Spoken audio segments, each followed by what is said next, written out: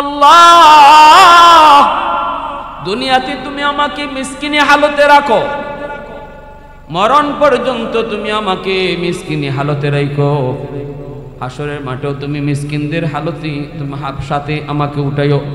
আল্লাহুম্মা আমিতনি মিসকিনা ওয়াহশুরনি মিসকিনা ওয়াহশুরনি ফি জুমরাতিল মাসাকিন।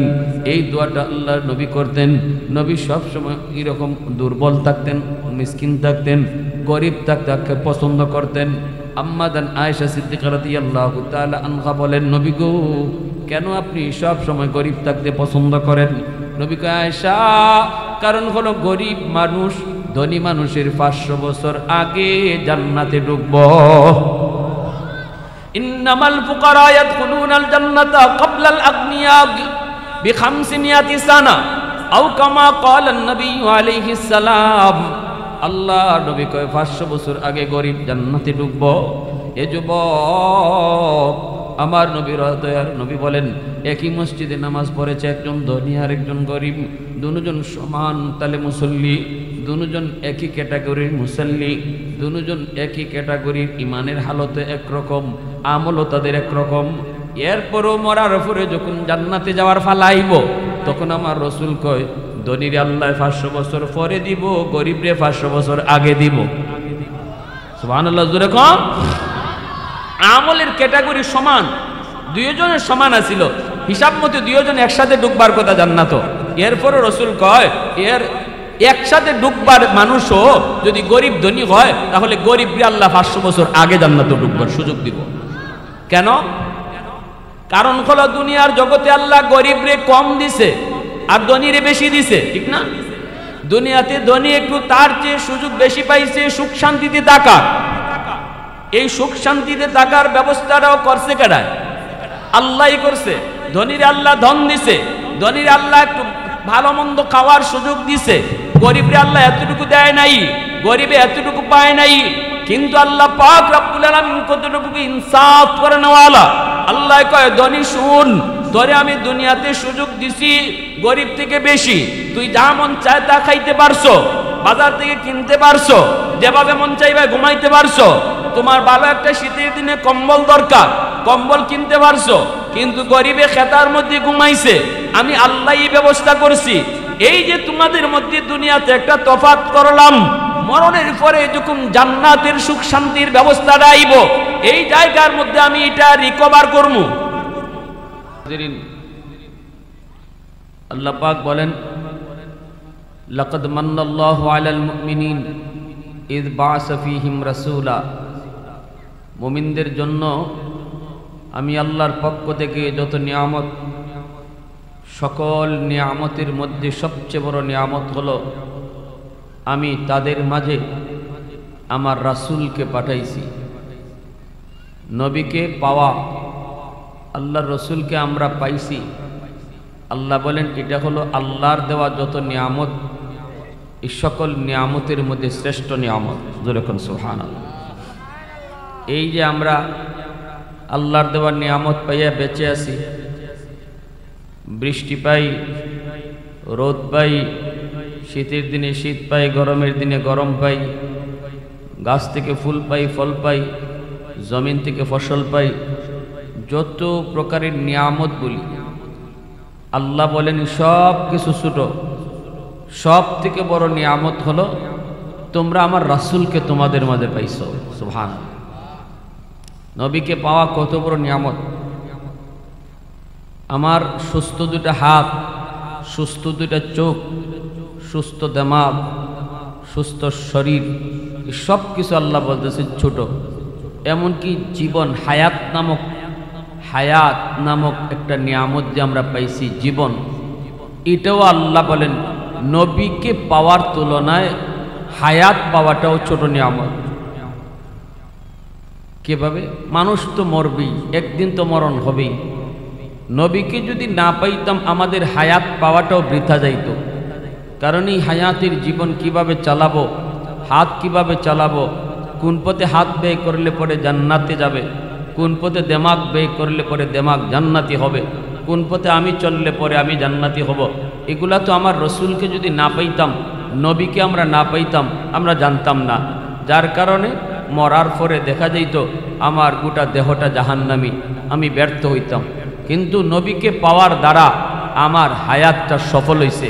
আমার হাত ব্যবহার করার সঠিক জায়গা, আমার চোখ ব্যবহার কোথায় করলে আমি জান্নাতি হব, সেই জায়গা আল্লাহর রসুল আমাদেরকে হাতে কলমে শিখিয়ে দিয়েছেন। এজন্য নবী আমাদের জন্য সবচেয়ে বড় নিয়ামত। যেরকম সুবহানাল্লাহ, আরো যেরকম সুবহানাল্লাহ। লাকাদ মান্নাল্লাহু আলাল মুমিনিন ইয বা'আসা ফীহিম রাসূলা। আল্লাহ পাক রব্বুল আলামিন আমার আপনার মধ্যেই, আমার আপনার ভিতর থেকেই নবীকে বানাইছেন। ফেরেশতা হিসেবে আল্লাহ নবী পাঠান নাই, কোন ফেরেশতাকে মানুষের মাঝে আল্লাহ নবী পাঠান নাই। আল্লাহ বলেন তোমাদের মধ্য থেকেই আমি তোমাদের মাঝে আমার নবী পাঠাইছি। কারণ হলো তোমাদের জীবনে যত যা কিছু প্রয়োজন সব কিছু নবীর জীবনেও ছিল। অতএব নবীর জীবন তালাশ করলে তোমরা তোমাদের জীবনের সব সেক্টরে নবীর আদর্শ পেয়ে যাবা। নবী যেহেতু তোমাদের মধ্য থেকেই, অতএব তোমাদের যে সমস্ত বৈশিষ্ট্য আছে, তোমাদের যেই সমস্ত সিফত আছে, নবীর মধ্যেও সেই সকল সিফত আছে, নবীর মধ্যেও সেই সকল বৈশিষ্ট্য আছে। যেমন তোমরা বিয়া শাদী করো, নবীর জীবনেও বিয়া শাদী আছে। তোমরা যেমন খানা খাও, নবীও খানা খায়। তোমরা যেমন ঘুমাও, নবীও ঘুমায়। তোমরা যেমন ব্যবসা বাণিজ্য করো, নবীও ব্যবসা বাণিজ্য করে। যদি ফেরেশতা নবী বানাইতাম তাহলে ফেরেশতার খানা ছিল না। তোমরা খানা খাইতে গেলে নবী যদি ফেরেশতা হইতো তাহলে নবীর জীবনে খানা খুঁজা পাইতায় না। অতএব তুমি কেমনে খানা খাইবাই এই তরিকাও খুঁজা পাইতায় না, ঠিক না? ব্যবসা বাণিজ্য করার ক্ষেত্রে তুমি যদি ফেরেশতাকে আমি আল্লাহ নবী বানাইতাম, ফেরেশতা তো ব্যবসা বাণিজ্য করেন না। অতএব তুমি নবীর জীবনে ব্যবসা বাণিজ্য খুঁজে পাইতা না।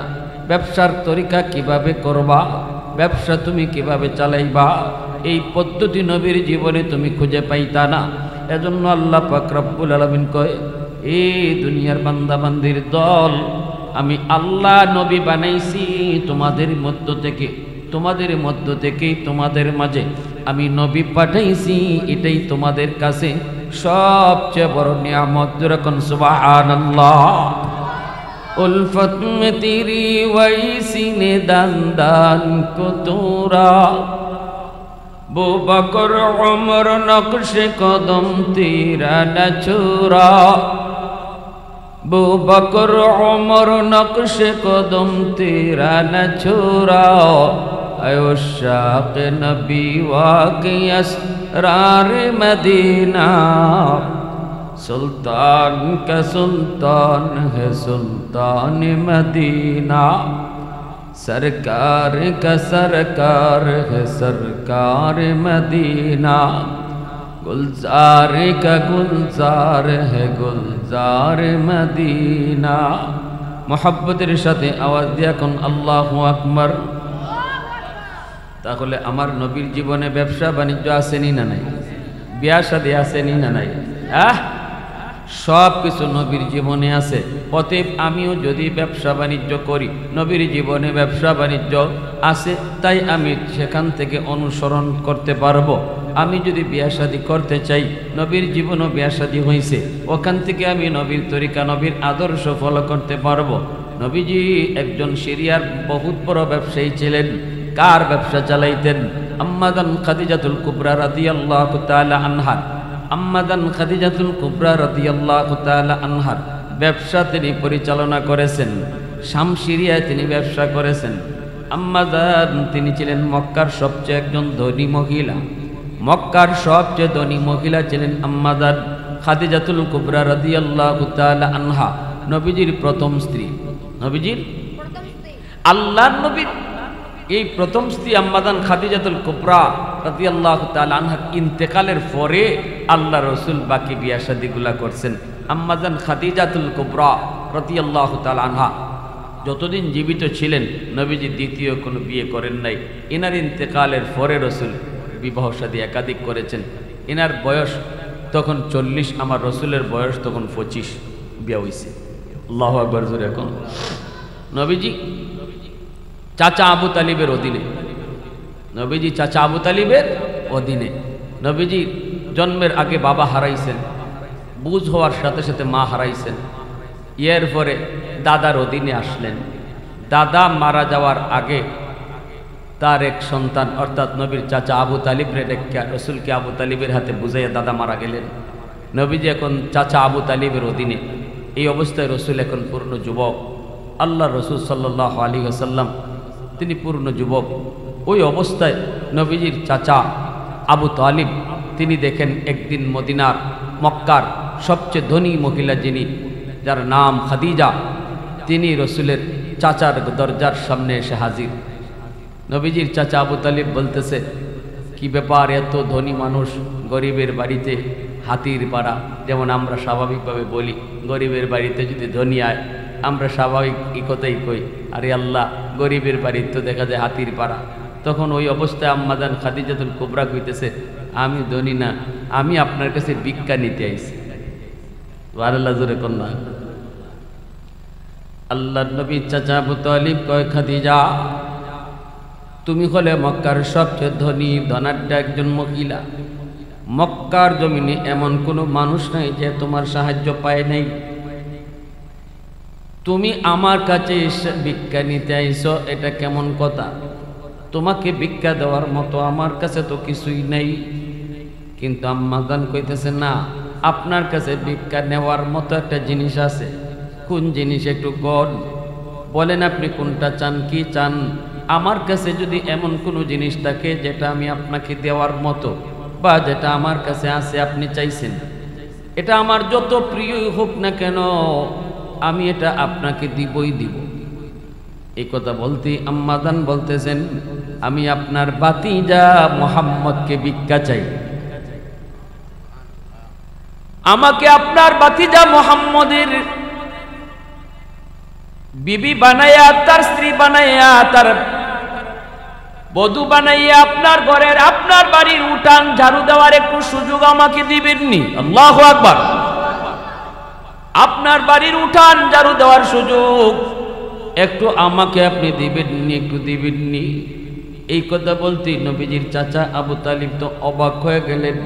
ঘটনা কি? যেই খাদিজাকে বিয়ে করার জন্য মক্কার ধনী ধনী দুলালেরা পর্যন্ত লাইন ধরে আছে, সিরিয়াল ধরে আছে, সবাই তো খাদিজাকে বিয়ে করতে চায়। কারণ যেমন তিনি সুন্দরী তেমন তিনি ধনী, কোনো দিক দিয়েও তার কোনো অভাব নেই, বংশ তার ভালো, আবার অনেক সুন্দরী, আবার পুত পবিত্র, যার নাম যার উপাধি হলো তোয়াহেরা। মক্কার মানুষ তাকে তোয়াহেরা হিসাবে ডাকত। পুত পবিত্র, কোনো দাগ নাই, কোনো কলঙ্ক নাই, এত সুনাম, এত সুখ্যাতি, সর্বলাইনেই কোনো লাইনেই যার কোনো কমতি নেই। তাকে বিয়ে করার জন্য কত জমিদারের ছেলেরা পর্যন্ত পাগল, অথচ সেই খাদিজা কারো বিয়ের প্রস্তাবে রাজি না হইয়া সে নিজে প্রস্তাব নিয়ে আসছে আমার বাড়িতে আমার ভাতিজা মুহাম্মদের বউ হওয়ার জন্য। আল্লাহু আকবার। নবীজির চাচা আবু তালিব বলতেছে, খাদিজা আমার ভাতিজা উপযুক্ত, ভাতিজার একটা পরামর্শ লাগবে, মতামত লাগবে। আমার মতেই শুধু হবে না, ভাতিজা মুহাম্মদের একটু মত লই। বলে ঠিক আছে, আপনি মত লন। চাচা আবু তালিব আইসা বলতেছে, ভাতিজা মুহাম্মদ বাবার একটা সুযোগ আইছে, বহুত বড় সুযোগ আইছে। এ বাবা, বহুত বড় সুযোগ আইছে। কি সুযোগ? কয় তো খাদিজা আমার বাড়িতে আইছে বিয়ের প্রস্তাব লইয়া। বাবা তুমি একটু রাজি হয়ে যাও, আমিও তোমার সুপারিশ করি। বাবা তুমি একটু রাজি হয়ে যাও। আল্লাহর নবী, রহমতের নবী, আমার আপনার নবী বলতেছে, চাচা যান, রাজি হইতে পারি, তবে শর্ত আছে তিনটা। শর্ত কয়টা? যায়া বলেন আমার তিন শর্ত যদি মানে তাহলে আমি বিয়াতে রাজি। নবীর চাচা আবু তালিব খাদিজার কাছে আইসা বলে, খাদিজা আমার ভাতিজা মুহাম্মদ তোমাকে বিয়ে করতে রাজি আছে, তবে তিন শর্তে। আম্মাজান খাদিজাতুল কুবরা কয়, শর্ত তিনটা না 99টা হইল আমি রাজি। আল্লাহু আকবার, জোরে কন্যা, আর একটু জোরে কন্যা, আল্লাহু আকবার। তিনটে আর চারটে বুঝি না, 99 শর্তও যদি হয় আমি রাজি। এত পাগল এত দেওয়ানা আমার নবীর জন্য কেন হলেন, কি জন্য হলেন? এই কথাটা যদি বুঝতে হয় তাহলে একটু পিছনে যাওয়া লাগবে। মনোযোগ কার কার আছে একটু হাত উঠে আল্লাহরে দেখান। আল্লাহ তুমি কবুল করো, জোরে কোন আমিন, আর একটু জোরে কোন আমিন। পিছনের কথাটা হলো, নবীজি একজন 25 বছরের টাটকা যুবক। ওই অবস্থা আল্লাহর নবী তিনি খালি আনমনা হয়ে থাকেন। কি যেন নবীজি টেনশন করেন, কি যেন চিন্তা করেন। চাচা আবু তালিব কইতেছে, বাতিজা তুমি এইভাবে আনমনা হয়ে থাকো, কি তালাশ করো, কি খুঁজো, কি চিন্তা করো? আসলে আমার রসুল তো অন্য কিছু চিন্তা করেন না, নবী চিন্তা করেন আল্লাহ তুমি যে আমারে বানাইছো, তুমি যে কায়নাত বানাইছো, ও মালিক তুমি কই, তুমি ধরা দাও না কেন? আল্লাহর ধ্যানে আল্লাহকে দেখার জন্য মূলত তিনি এরকম আনমনা হয়ে থাকতেন। হঠাৎ একদিন চাচাকে বলতেছেন, চাচা আমি একটা কাজ করব, আমি বেকার থাকতে পছন্দ করি না, আমাকে যে কোনো একটা কাজ দেন, আমি কাজে লেগে থাকতে চাই। চাচা বলতেছে, বাতিজা তোমার দাদার কাছ থেকে আমি তোমারে চেয়ে নিছি, তোমার দাদা আমারে আমানত দিয়া গেছে, বাবা রক্ত বিচ্ছে হইল তোমারে আমি ফালমু, তোমারে দিয়ে কাজ করাবো না। কিন্তু আল্লাহ রসুল বলে, চাচা আমি বেকার থাকবো না, আমারে কাজ দেন, আমি কাজ করব, কাজ করে খাবো, আমারে কাজ দিতে হবে। আল্লাহ রসুল সাল্লাল্লাহু আলাইহি ওয়াসাল্লাম যখন পিরাপিরি করতেছেন, চাচা আমার একটা কাজ দেন, আমি কাজ করব। তখন বলতেছে, ঠিক আছে চলো, মক্কার সবচেয়ে ধনী এক মহিলা, তার নাম হলো খাদিজা, তার বিশাল ফ্যাক্টরি, তার বিশাল ব্যবসা বাণিজ্য, বিভিন্ন দেশে তার ব্যবসা বাণিজ্য, বিভিন্ন লোকজন তার আন্ডারে কাজকর্ম করে, কেউ ম্যানেজার, কেউ সুপারভাইজার, কেউ এরকম ক্যাশিয়ার। চলো যাই, তার কাছে যেয়ে দেখি কোনো কাজকর্ম আসেনি। আল্লাহ নবীর নিয়া নবীজির চাচা আবু তালিব আম্মাজান খাদিজাতুল কুবরা রাদিয়াল্লাহু তাআলা আনহার বাড়িতে হাজির, দরজার সামনে হাজির। দেখা মাত্রই আম্মাজান বলতেছে, আল্লাহু আকবার, এত বড় ধনী মানুষ, এত বড় দাবি মানুষ আমার বাড়িতে, এত বড় দাবি মানুষ আমার বাড়িতে। নবীজির চাচা আবু তালিব কয়, না গো খাদিজা, আমরা তো বড় না, তুমি বড়। খাদিজা বলতেছে, না, টাকা পয়সায় মানুষ বড় হয় না, সম্মানের দৃষ্টিতে যে বড় সেই মূলত বড়, ঠিক না? আপনার যে বংশ, ওই বংশের নাম হলো কুরাইশ বংশ। শুধু আরবের জমিনে নয়, তামাম দুনিয়ার মধ্যে এই কুরাইশ বংশের চেয়ে বড় কোনো বংশ নাই। তামাম দুনিয়ার ভিতরে কুরাইশ বংশই হলো সবচেয়ে বড় বংশ, সবচেয়ে সম্মানী বংশ। অতএব ওই বংশের মানুষ, ওই বংশের মানুষ আপনি আমার চেয়ে অনেক বড়, আপনি আমার চেয়ে অনেক দামি। এই কথা বলতে আল্লাহর নবী চাচা আবু তালিব কয়, খাদিজা ছোট বড় পরে রাখো, আগে একটা কাজ দাও, আগে একটা কাজ দাও। কোনো একটা কর্ম আসেনি, চাকরি আসেনি, তোমার কোনো ফ্যাক্টরিতে কোনো চাকরি হবে নি। আম্মাজান খাদিজাতুল কুবরা তখন বলে, কাজ করবো কেডায়? কয় করবো এই যে আমার বাতিজা লগে আইছে আমার সাথে। আম্মাজান নবীর চেহারার দিকে তাকাইলেন, তাকায় তারপরে বলতেছেন আবু তালিব, তোমার বাতিজার চেহারায় কয় সে অনেক দাবি, অনেক বিশ্বস্ত, অনেক আমানতদার, তারে আমারও মন চায় যে কোনো একটা চাকরি দিতে, কিন্তু এই মুহূর্তে আমার চাকরির কোনো পোস্ট খালি নাই, আছে শুধু একটা মাত্র পোস্ট, সেটা হলো ছাগল রাখালি।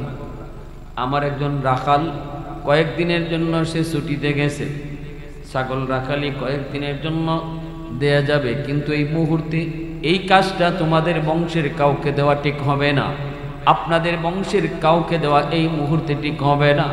না না, এটা আপনাদের দ্বারা মানানসই কোনো কাজ নয়। ভবিষ্যতে আপনি খেয়াল রাখেন, যোগাযোগ রাখেন, যদি ভালো কোনো পোস্ট খালি হয় আমি আপনাকে খবর দিব।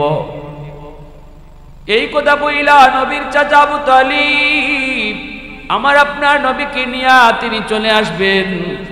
ওই অবস্থায় নবীজি রহমতের নবী, মায়ার নবী কিছুদূর আইসেই তিনি বলতেছেন, চাচা চাচা আমাকে আপনি বাড়িতে ফেরত নিয়েন না, যেই কাজটা খালি আছে, ছাগল রাখালি করার যেই কর্মটা, যেই চাকরিটা আছে, আমি ওই চাকরিটাও করতে রাজি আছি। আল্লাহু আকবার জোরে কর। চাচা কয়, বাতিজা কও কি তুমি আমার বংশের একটা ইজ্জত আছে?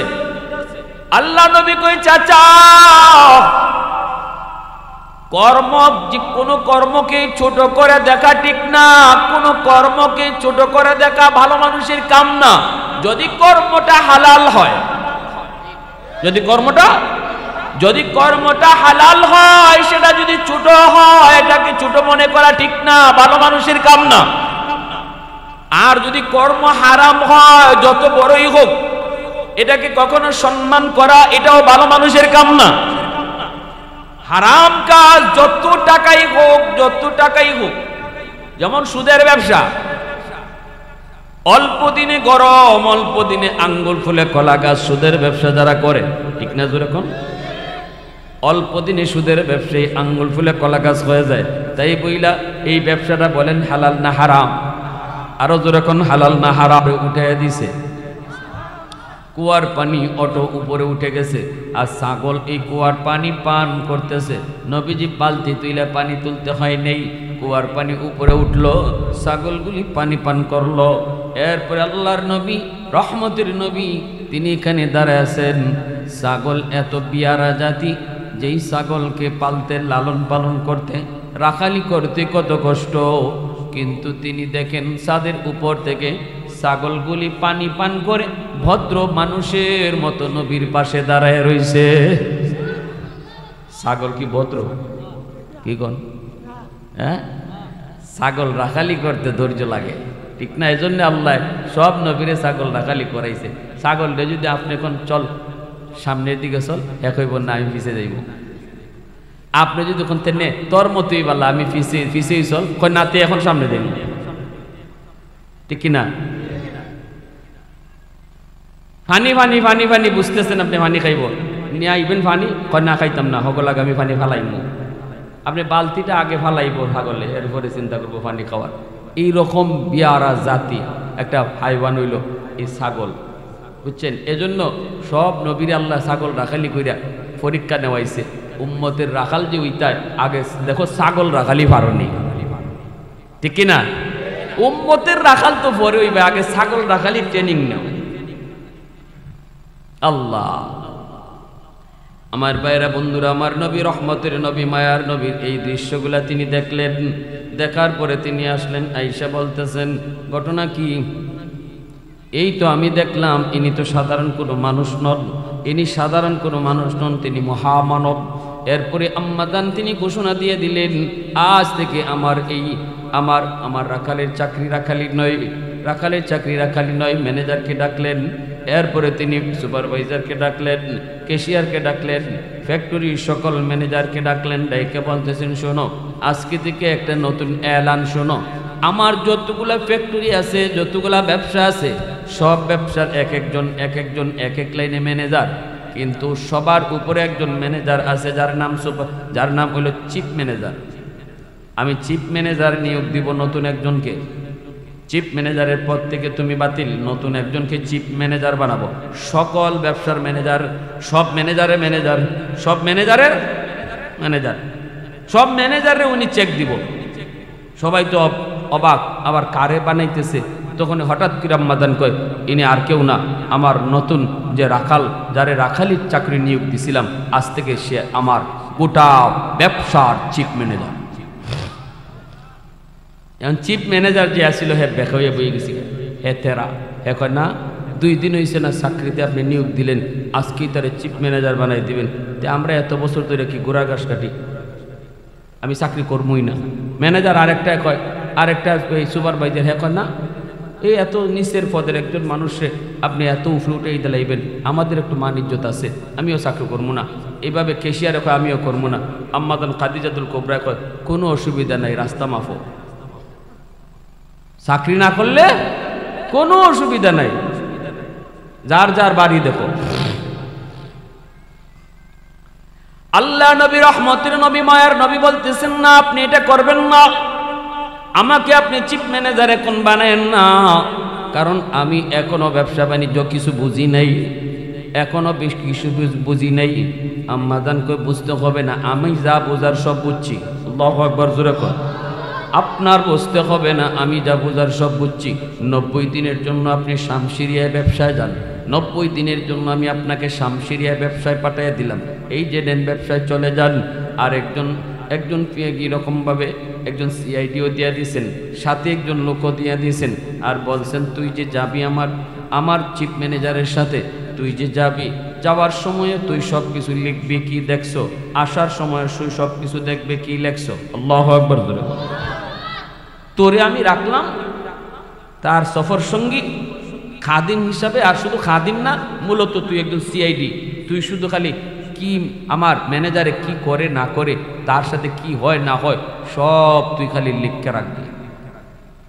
90 দিনের জন্য শাম সিরিয়া পাঠিয়ে দিয়েছেন, আর বলছেন আপনি সিরিয়াতে চলে যান 90 দিনের জন্য, আর এই দিক আমি সামলাইতেছি, ম্যানেজার ট্যানেজার সুপারভাইজার এগুলারে সামলাইতেছি আমি। এগুলা গেছে গে বাড়িতে চাকরি টাকরি চাইরা, 2 দিন গেছে গর, বউয়ে কয় কি ব্যাপার, অফিসে যাও নাকি? কয় চাকরি ছেড়ে দিছি। কয় কেন? কয় আমাগরে বাদ দিয়া 2 দিন হয়েছে না একজনে চাকরি নিছে রাখালি, এরপরে এই রাখাল এখন চিফ ম্যানেজার বানিয়ে দিয়ে দিছে, আমরা একটা ইজ্জত আছে না, আমি চাকরি ছেড়ে চলে আসছি।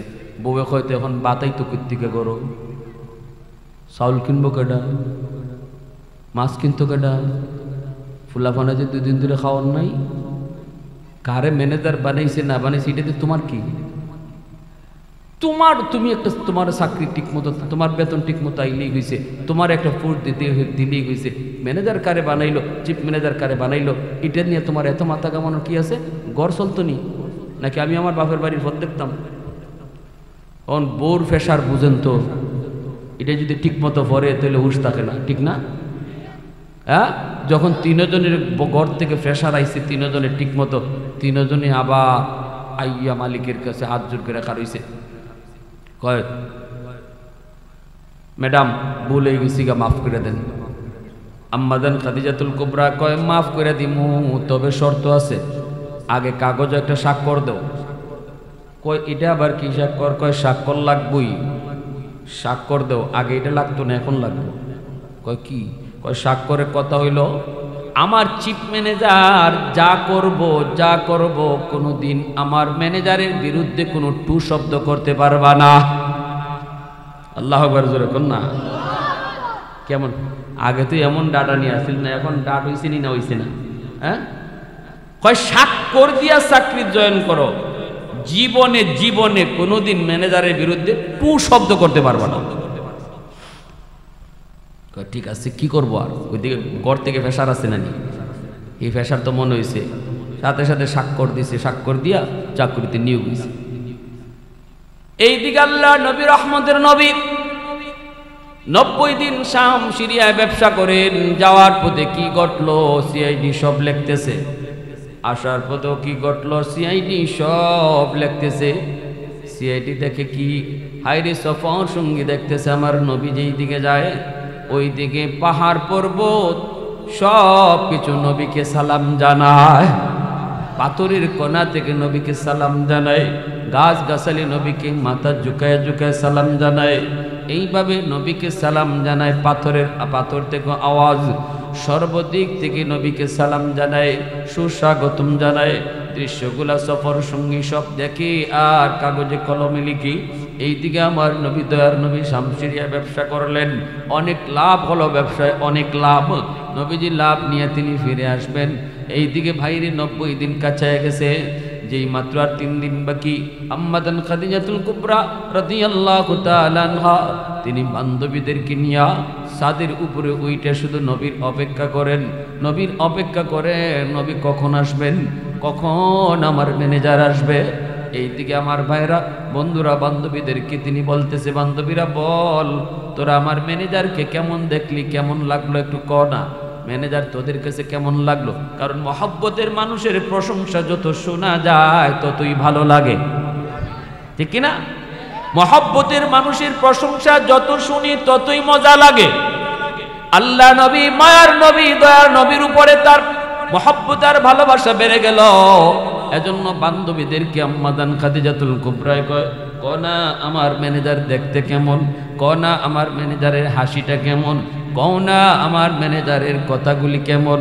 বান্ধবীরা তখন কয়, খাদিজা তোমার ম্যানেজার অতুলনীয়, বেনজির, বেমিসাল, তার চেহারার মতো চেহারা দুনিয়াতে হয় না, তার হাসির মতো হাসি দুনিয়াতে হয় না, তার চাহনির মতো চাহনি দুনিয়াতে হয় না। তার কোনো দিক দিয়ে তার কোনো নজির আমরা দেখি না, সে বেনজির বেমিসাল। যত শুনেন ততই মজা লাগে। আল্লাহু আকবার জোরে বলেন, আরো জোরে কোন আল্লাহু আকবার। ওয়াল্লাইলু মিহি যুলফি মুহাম্মদ কাতারান্নুম والشمس من رخسار أحمد كترنم والفجر में सुबह रिसालत की बशारत والعصر में है दौर नबूवत की बशारत हर फूल में है रूय मदीना का तबस्सुम शाखों की लचक में बेक़दा का तकल्लुम यासीन से मौला ने कभी उनको पुकारा हामीम कभी और कभी तासीन इशारा ये रमज़ है कुछ आशिक़ माशूक़ के माबैन समझा है जिन्हें खल्क़ में एक सरवर कौनैन समझा है जिन्हें खल्क़ में एक सरवर कौनैन। मुसलमाনের आवाज এখন আল্লাহু আকবার, আরো জোরে আল্লাহু আকবার। আমার ভাইরা বন্ধুরা, নবীজি চলে আসছেন, আসতেছেন, কাছাকাছি চলে আসবেন। এই অবস্থায় আম্মাজান বান্ধবীদেরকে নিয়ে তিনি উপরে বসা, ছাদের উপরে তাদের উপরে তাকায় রইছেন। রাস্তার দিকে তাকায় তাকায় তিনি বলেন, একটু অপেক্ষা করো, এই দাসদাসীরা অপেক্ষা করো, এই সখীরা একটু অপেক্ষা করো। আমার ম্যানেজার আসা মাত্রই তোমাদেরকে আমি মিষ্টি খাওয়াবো। কে আগে সংবাদ দিবা, যে আগে বলবা আমার ম্যানেজার আসার সংবাদ যে আগে দিবা, তার একটা স্পেশাল পুরস্কার দিব। মাগো এখন যে কইছে যে আগে কইবা ওই যে দেখা যায় এর লাগে একটা স্পেশাল পুরস্কার আছে। এখন তো সকলেই চাই রয়েছে ওই ভাই, ওই দিকে চাই রয়েছে। শাম সিরিয়া থেকে আল্লাহ রসুল আসবেন, নবীজি আসবেন, ব্যবসায়িক কাফেলা নিয়ে সবাই তাকায় রয়েছে, কেউ তো আর দেখে না। হঠাৎ করে আম্মাজান নিজেই চিল্লানি মারছে, কয় এই যে আমার ম্যানেজার আসতেছে। বান্ধবীরা কয় আমরা কেউ দেখলাম না, তুমি কেমনে দেখলা? কয় হ আমি বুঝে গেছি। কয় কেমনে বুঝছো? কয় বুঝে গেছি, যেদিন আমি তার রাখালি দেখেছিলাম ছাদের উপর থেকে, ওই দিন দেখেছি তার মাথার উপরে একটা আবর ছায়া দিয়া রাখে। এখন তোমরা সামনের দিকে দেখো, মানুষ দেখা যায় না, নিচে কোনো কাফেলা দেখা যায় না, কিন্তু আকাশে দেখো একটা আবর ছায়া দিয়া আইতেছে। ওই আবরটার কারণে আমি বুঝে গেছি ওই আবরটার নিচে আমার ম্যানেজার, যাকে ছায়া দিয়ে আবরটা আইতেছে। আল্লাহু আকবার জোরে কোন। এতে আমি বুঝে গেছি এখানেই আমার ম্যানেজার, এখানেই তিনি আসতেছেন। একটু সময়ের ভিতরেই দেখা যায় কাফেলা দেখা গেল, নবীজির ব্যবসায়ী কাফেলা দেখা গেল, নবী আসতেছেন। নবীজি মক্কায় ঢুকলেন। আম্মাজান খাদিজাতুল কুবরা রাদিয়াল্লাহু তাআলা আনহা তিনি সবগুলি ব্যবসার হিসাব নিয়ে বুঝে শুনে দেখেন, এতদিন যাবৎ যা ব্যবসা করেছেন সকল লাভ একান্ন করলেও নবীর এই ব্যবসার লাভের সমান হবে না। এতদিন ব্যবসা করেও যে লাভ হয়েছে এর থেকে বেশি লাভ নবীর এই সফরে হয়ে গেছে। আল্লাহু আকবার জোরে কোন। এখন আম্মাজান সফর সঙ্গীর জায়গায় কি দেখলে? কই কি কইমু কি দেখছি, কি কইমু কি? যাইতেও দেখি পাহাড়েও সালাম দেয়, গাছেও সালাম দেয়, ফাত্তরেও সালাম দেয়। আসসালাতু আসসালামু আলাইকা ইয়া রাসূলুল্লাহ, আসসালাতু আসসালামু আলাইকা ইয়া হাবিবাল্লাহ। এইভাবে পাতুরির কোণা থেকেও সালামের আওয়াজ আমি শুনেছি। ভাইরা বন্ধুরা, গাছগুলি দেখেছি আমি, গাছগুলি ঝুঁকায় ঝুঁকায় সালাম দেয়। যখনই এই কথাগুলি বলে তখনই আম্মাজান বুঝে যায়, কারণ আম্মাজান তিনি তাওরাত কিতাবেরও একজন পণ্ডিত। তাওরাত কিতাবেও তিনি পাইছেন নবী যিনি হবে তারে গাছের পাতা, গাছের আগাটা মাথা ঝুঁকায় তারে সালাম দিবে। নবী যিনি হবে তাকে পাহাড় পর্বত তাকে সালাম জানাবে। সিআইডির কাছ থেকে ইনি যখন এই বিবরণ শুনলেন তাওরাত কিতাবের সাথে মিনায়া, আম্মাজান তিনি বুঝে গেলেন আমার ম্যানেজার সাধারণ কোন ম্যানেজার শুধু নন, ইনি হবেন আখিরি জমানার নবী, যার নাম হবে মুহাম্মদুর রাসূলুল্লাহ। আল্লাহু আকবার। এইবার তো নবীজির প্রতি আরো মাইল হয়ে গেলেন, আরো দুর্বল হয়ে পড়লেন। এখন কি করবেন? বান্ধবীরারে দিয়া আল্লাহ নবীর কাছে বিয়ার প্রস্তাব পাঠিয়ে দিয়েছেন। বান্ধবী আইসা কয়, মুহাম্মদ কেমন কপাল তোমার, তোমার মালিকরে কেমন লাগে তোমার? নবীকে, আমার মালিক অনেক ভালো, অনেক ভালো, অনেক ভদ্র, অনেক নম্র। কই এটা না, মানে কেমন লাগে? রসুলকে ভালো, ভালো তো ভালোই, ভালোর তো ভালোই বলবো। তখন সখীরা কয়, তোমার বান্ধবী তো তোমাকে বিয়ে করার প্রস্তাব দিছে। আল্লাহ রসুল কয়, ইন্না লিল্লাহ, এটা কেমন কথা? নবীজি পরের দিনে চাকরি চাইরা আইছে সোজা বাড়িতে। আল্লাহ নবী চাকরি চাইরা সোজা বাড়ি আইয়ে চাচারে কইতেছে, চাচা আমি আর চাকরি করতাম না। চাচা আবু তালিব কয়, কেন কি হয়েছে? কেন কি হয়েছে? কয় চাচা মহিলা অনেক ভালো, মহিলা অনেক ভালো, অনেক ভালো, তার সব ভালো, কিন্তু কিন্তু আছে, মহিলা তো আমার দিকে নজর দিয়ে লাইছে। চাচা আমার তো অভিভাবক আছে, সব কিছু আছে, কোন তো আমি কেমনে কই আমারে ডাইরেক্ট বিয়ের প্রস্তাব দিয়ে লাইছে, অতএব আমি আর চাকরি করতে রাজি।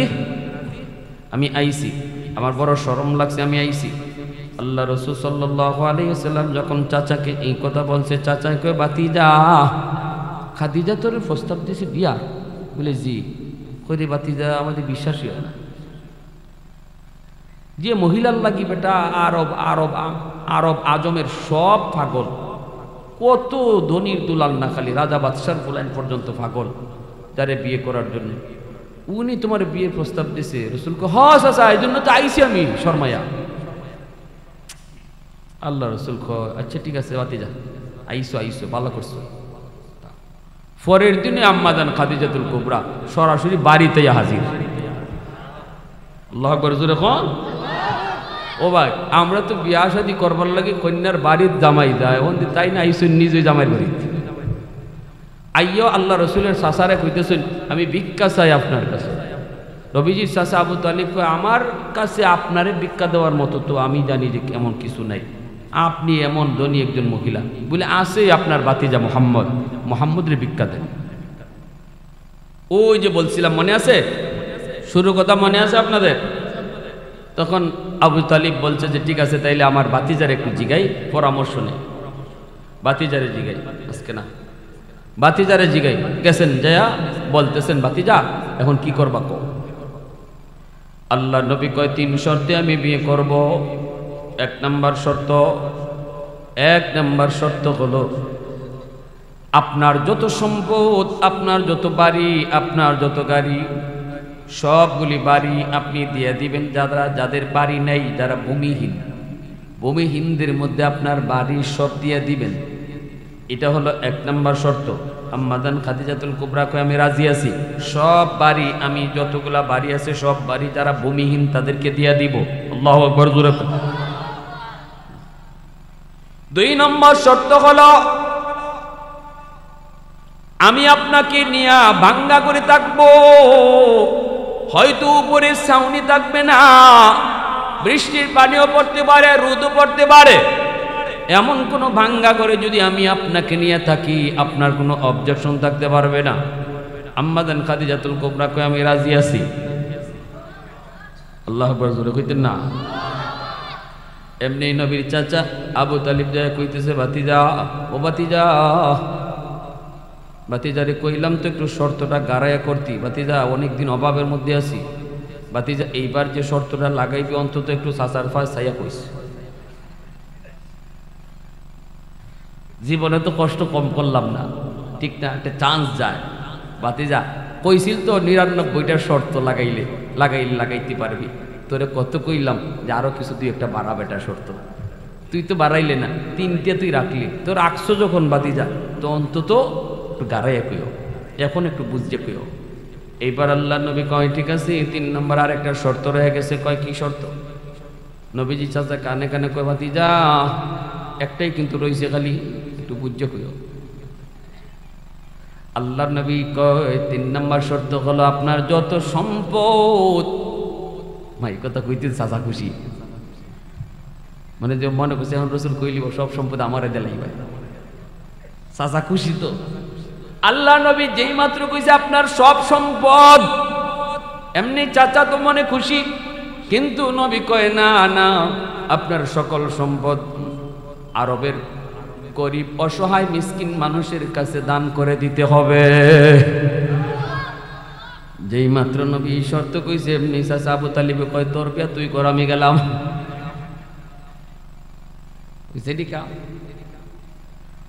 ভাইয়ের আমার, এজন্য আম্মাদান খাদিজাতুল কুবরা রাদিয়াল্লাহু তাআলা আনহার যত সম্পদ ছিল সব সম্পদ তিনি আল্লাহর নবীর কদম মুবারকে দিয়ে দিয়েছেন, নবীজির কদম মুবারকে দিয়ে দিয়েছেন।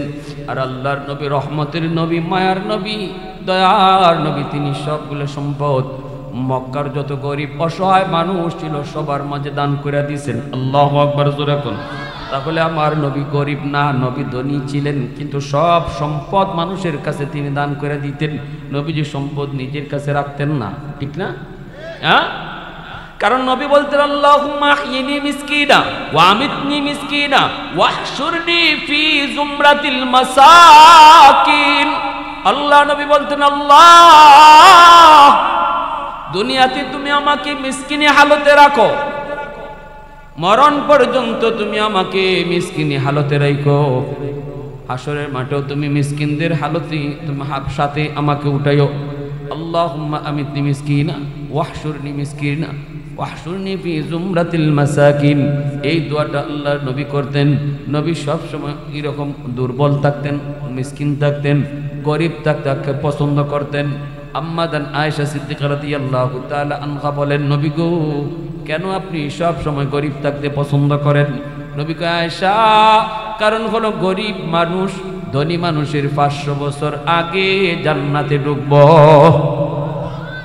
ইন্নামাল ফুকারা ইয়াদখুলুনাল জান্নাতা ক্বাবলাল আগনিয়া বি500 সানা আও কামা ক্বালান নবী আলাইহিস সালাম। আল্লাহ নবী কয় 500 বছর আগে গরিব জান্নাতে ঢুকবো। এ যুবক, আমার নবীর দয়ার নবী বলেন, একই মসজিদে নামাজ পড়েছে একজন ধনী আর একজন গরিব, দুজন সমান তালে মুসল্লি, দুজন একই ক্যাটাগরির মুসল্লি, দুজন একই ক্যাটাগরির ইমানের হালতে একরকম, আমলও তাদের একরকম। এরপরও মরার পরে যখন জান্নাতে যাওয়ার ফালাইব, তখন আমার রসুল কয় ধনীর আল্লাহ 500 বছর পরে দিব, গরিবরে 500 বছর আগে দিব। সুবহানাল্লাহ জোরে কম। আমলের ক্যাটাগরি সমান, দুইজনের সমান আছিল, হিসাব মতে দুইজন একসাথে ঢুকবার কথা জান্নাত। এরপরও রসুল কয় এর একসাথে ঢুকবার মানুষও যদি গরিব ধনী হয়, তাহলে গরিবরে আল্লাহ 500 বছর আগে জান্নাতে ঢুকবার সুযোগ দিব। কেন?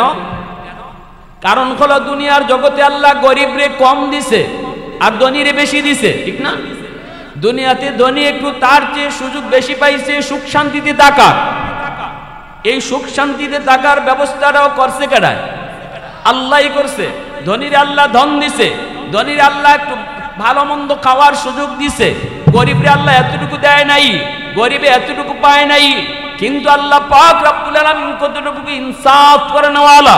আল্লাহ কয় ধনী শুন, তোরে আমি দুনিয়াতে সুযোগ দিছি গরিব থেকে বেশি, তুই যা মন চায় তা খাইতে পারছো, বাজার থেকে কিনতে পারছো, যেভাবে মন চাইবে ঘুমাইতে পারছো, তোমার ভালো একটা শীতের দিনে কম্বল দরকার, কম্বল কিনতে পারছো।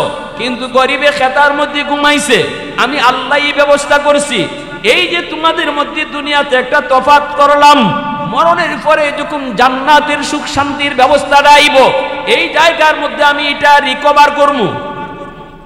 সুবহানাল্লাহ জোরে কোন। এখানে আমি রিকভার করবো, এখানে আমি এই তফাৎটা দূর করবো।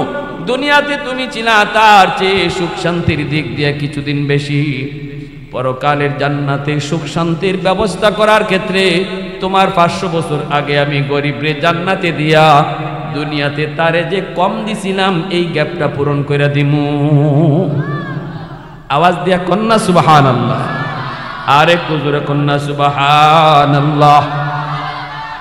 এ ভাই যুবক, মনে করো শুনো, গরিব মানুষ যদি দুনিয়াতে এসে একটু অভাবের মধ্যেও থাকে, বেশি থেকে বেশি 60 বছর 70 বছর, এরপরে তো অনেকে হায়াতুই পায় না।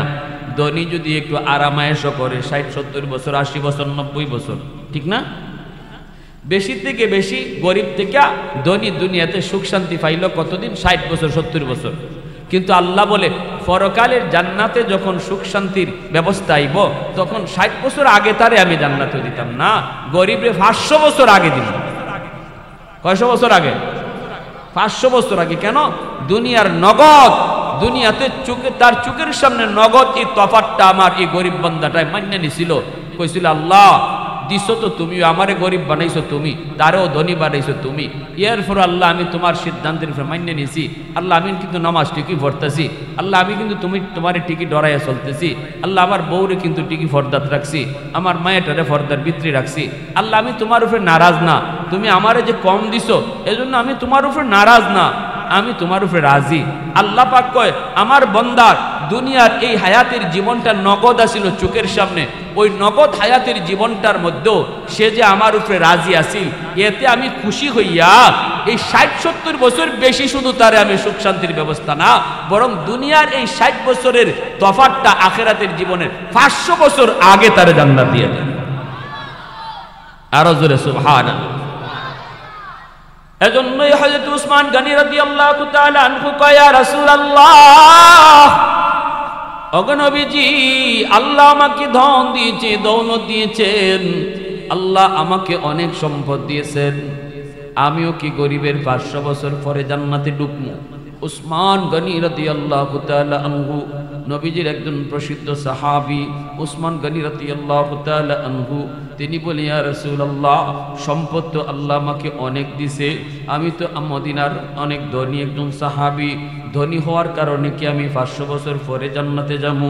আল্লাহর নবী কয় হ উসমান, ধনী হওয়ার কারণে তুমি 500 বছর পরেই জান্নাতে যাবা, তোমার কাছ থেকে সাহায্য সহযোগিতা নিয়ে যারা চলছে এরাও তোমার 500 বছর আগে জান্নাতে যাইব। যারা তোমার সাহায্য নিয়ে চলছে এরাও তোমার 500 বছর আগে জান্নাতে যাইব। সুবহানাল্লাহ জোরে কও। উসমান গনি রাদিয়াল্লাহু তাআলা আনহু বলে ইয়া রাসূলুল্লাহ, ওগো নবীজি তাহলে এই সম্পদ দিয়ে আমার কি হলো? কি দরকার ছিল আমার এই সম্পদের? যেই সম্পদ আমাকে জান্নাতের প্রতিযোগিতায়, জান্নাতে যাওয়ার প্রতিযোগিতায় আমাকে পিছিয়ে দিল আর আমার সঙ্গী সাথীদেরকে আমার আগে বাড়ায় দিল, এই সম্পদ আমার কি দরকার ছিল? নবী গো আমি তো সম্পদের হক আদায় করি, আমি তো যাকাত দেই, আমি তো হালাল পন্থায় সম্পদ কামাই করি, হালাল পন্থায় সম্পদ ব্যয় করি, একটা টাকাও আমি হারাম পন্থায় সম্পদ আয় করি না, ব্যয় করি না, তাহলে আমি কেন 500 বছর পরে জান্নাতে যাইমু? আল্লাহ নবী কয় হ এরপরও তুমি 500 বছর পরেই যাইবা। কেন? রসুল কয় কেন একটু বুঝতে চাও? বলে হ।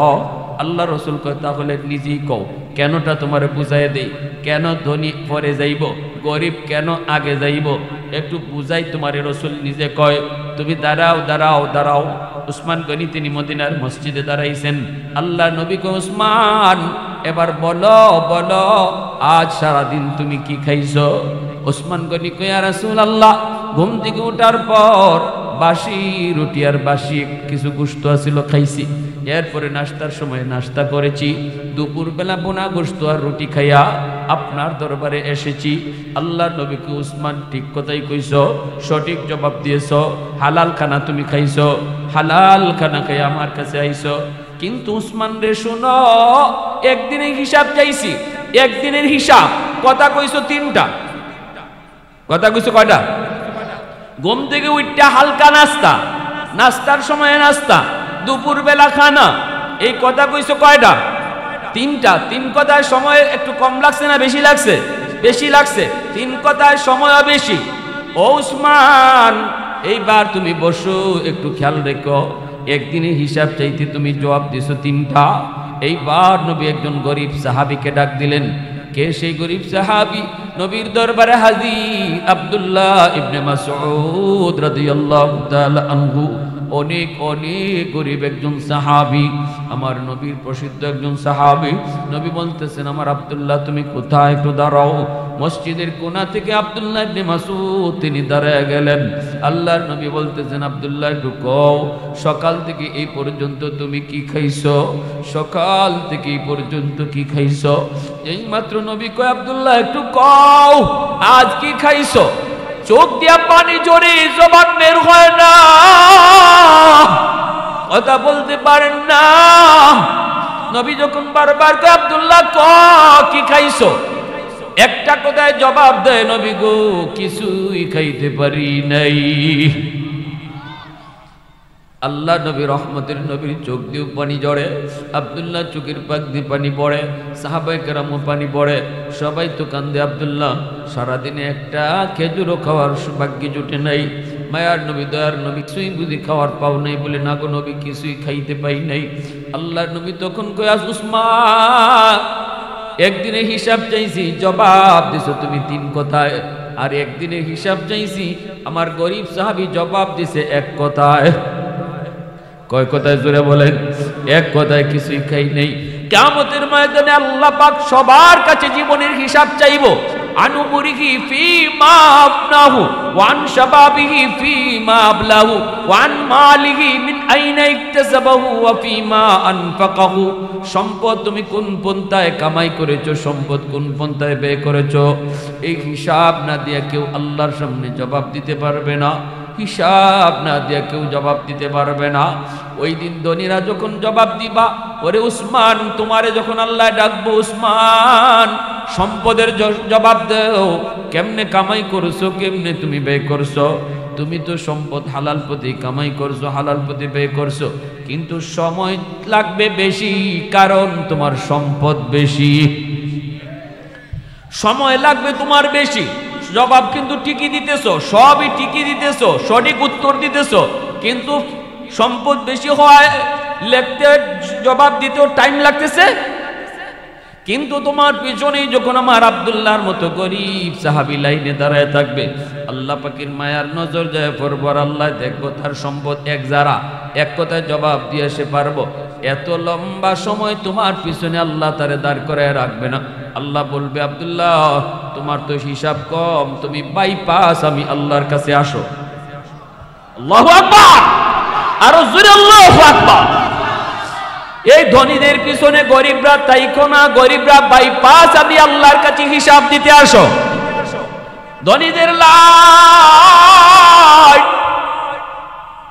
এ উসমান তোমার হিসাব দেওয়ার শেষ হওয়ার বহু আগেই আব্দুল্লাহ কম কথায় জবাব দিব, কারণ হিসাব তার কম, সম্পদ কম হওয়ায়।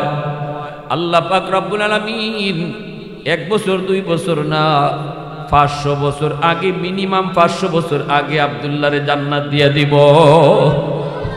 একটু জোরে কও না সুবহানাল্লাহ, আরো জোরে সুবহানাল্লাহ। কোন গরিব রে যেই গরিবে নামাজ পড়ে না? কোন গরিব রে যে গরিবে নামাজ পড়ে না? কোন গরিব রে যেই গরিবে পর্দা করে না? না, ওই গরিব যে গরিবে হালতো আল্লাহর কদমে সাজদা দিতেছে, 1 জারাও আল্লাহর উপরে কোনো কি আসে না, আল্লাহর উপরে কোনো অভিযোগ করে না, এই কথা কয় না নামাজ পড়ে কি হইতো, নামাজ পড়ে কি হইতো, দুনিয়ায় তো কিছু পাইলাম না। আর দেখো হ্যাঁ, যে লোক নামাজ পড়ে না, হেরে আল্লাহ কি পরিমাণ টাকা দিছে, কি পরিমাণ দৌলত দিছে, হে খালি উফরিতেই উঠে, খালি বিল্ডিং উফরিতেই তোলে। যার নামাজ পড়ে কি হইতো, সুদের ব্যবসা কইরা যদি হে এত টাকার মালিক হইল, আমি নামাজ পড়ে কি হইতো, এই ধরনের কথা কয় না। বরং আল্লাহ দুনিয়ার এই হায়াতের জীবন অল্প দিনের জীবন, আজ আছে কাল নাই, কখন কার মৌত হয় কেউ জানে না, কার ঘুম কখন তার শেষ ঘুম হয় কেউ জানে না। আল্লাহ আমি তোমার এই সিদ্ধান্তের উপরে সবর করলাম। আল্লাহ এরপরেও সে গরিবে হালতে নামাজ পড়ে, বউ বাচ্চারে পর্দার ভিতরে রাখে, মেয়েটারে পর্দার ভিতরে রাখে, বাচ্চাগুলোরে কোরআন শিখায় এবং নিজেও হালাল পথে চলে, আল্লাহরে ডরায়, হারাম কামায় না, হারাম পথে যায় না। আল্লাহ বলেন ওই গরিব মানুষগুলাকে আমি আল্লাহ কিয়ামতের মাঠে নিজের হাতে পুরস্কার দিব। কেমনে? কয় 500 বছর আগে তারে জান্নাত দান করব। একটু জোরে কোন না সুবহানাল্লাহ, আরো জোরে কোন সুবহানাল্লাহ। ভাইয়েরা আমার, এজন্য লম্বা কথা না, অল্প কথা, আমরা এটাই বুঝলাম যে আল্লাহ পাক রব্বুল আলামিন এই দুনিয়ার জীবনে আল্লাহ পাক মানুষের কাছ থেকে আমল চায়, নেক আমল চায়। আল্লাহ দেখে বান্দা, এই যে দেখেন যে মানুষটা গরিব অবস্থায় আল্লাহ যা দিছে এর উপরে খুশি। রসুল কয় সে যদি কম আমলও করে, আল্লাহ তার কম আমলের উপরে আল্লাহও খুশি। যে আল্লাহর দেওয়া কম রিজিক পাইয়া আল্লাহর উপরে খুশি, আল্লাহও তার কম আমল পাইয়া তার উপরে খুশি। দেখেন একজন ধনী, রসুল কয় একজন ধনী ফজরের নামাজ পড়া বা মাগরিবের নামাজ পড়া আল্লাহর কাছে হাত উঠাইছে, একজন গরিবও হাত উঠাইছে। ধনী তার হাতের সাথে 10,000 দিরহাম আল্লাহর ঘর মসজিদে দান করছে। আল্লাহর ঘর মসজিদে 10,000 দিরহাম মানে মনে করেন 10 লাখ টাকা আল্লাহর ঘরে দান করছে। আর গরিবেও খালি হাত উঠাইছে। এই অবস্থায় রসুল কয় গরিবের খালি হাতের দোয়া আল্লাহর কাছে আগে কবুল হয়ে যাবে। জোরে কন্যা সুবহানাল্লাহ। ধনী কিন্তু হাতও তুলছে, দানও করছে, তবুও তার